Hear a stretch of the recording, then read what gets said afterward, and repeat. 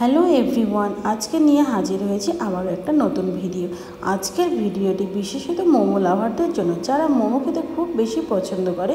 এই ভিডিওটা শুধু তাদেরই জন্য। আমি পার্সোনালি মোমো কখনোই পছন্দ করতাম না, কিন্তু যখন বাড়িতে বানিয়ে খেলাম তখন টুক করে মোমোর প্রেমেই পড়ে গেলাম।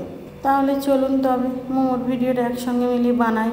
প্রথমে আমি 1 কাপ ময়দা নিয়ে তার মধ্যে সামান্য লবণ আর তেল দিয়ে ভালো করে মিশিয়ে আর অল্প অল্প জল দিয়ে একটা সফট ডো বানিয়ে রেখে দিচ্ছি 20 মিনিটের জন্য।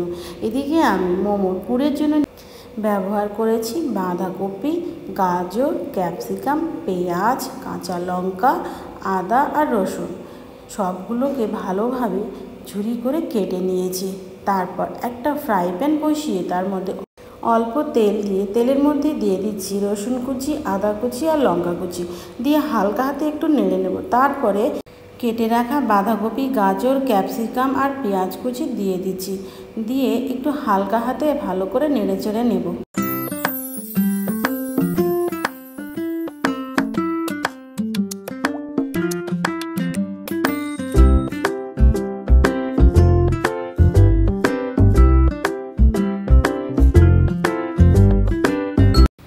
এই পর্যায়ে এসে দিয়ে দিচ্ছি স্বাদ মতো লবণ আর দিয়ে দিচ্ছি ব্ল্যাক পেপার পাউডার, দিয়ে আবার একটুখানি ভালো করে নেড়ে নেব।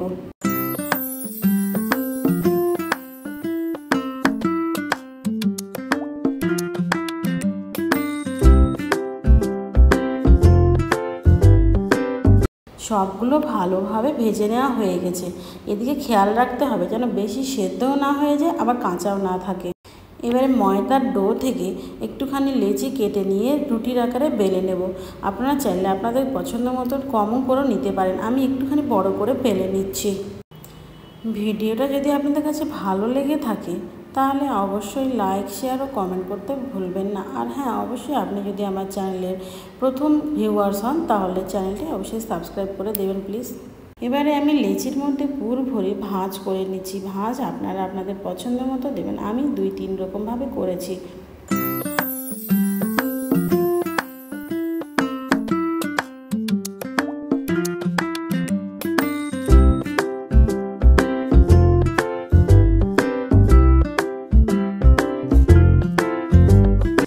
আমার কাছে মোমো মেকার নেই, তাই আমি এরকম একটা গামলি নিয়ে নিয়েছি। তার মধ্যে সামান্য তেল মাখিয়ে এর মধ্যে মোমোগুলো সাজিয়ে দেব।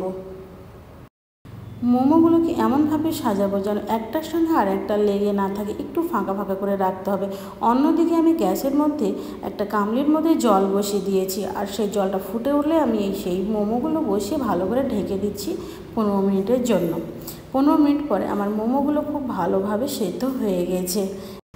ভিডিওটি প্রথম থেকে শেষ পর্যন্ত দেখার জন্য ধন্যবাদ। আবারও দেখা হবে অন্য কোনো ভিডিওতে। ততক্ষণ ভালো থাকবেন, সুস্থ থাকবেন।